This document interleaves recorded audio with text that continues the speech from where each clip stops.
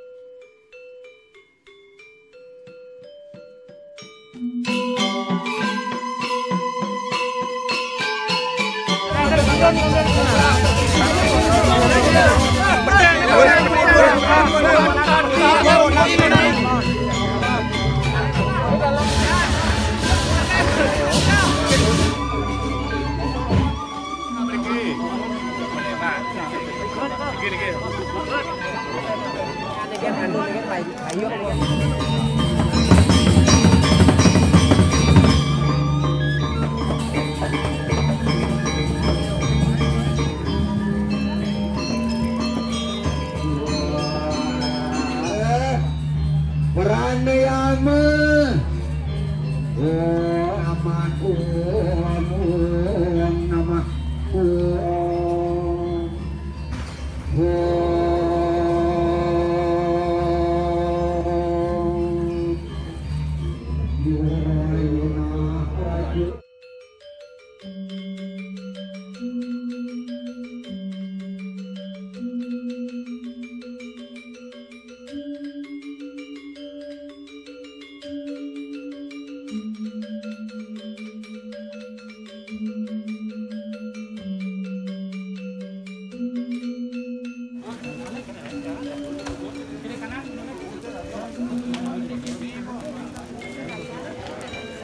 Om Swastiastu.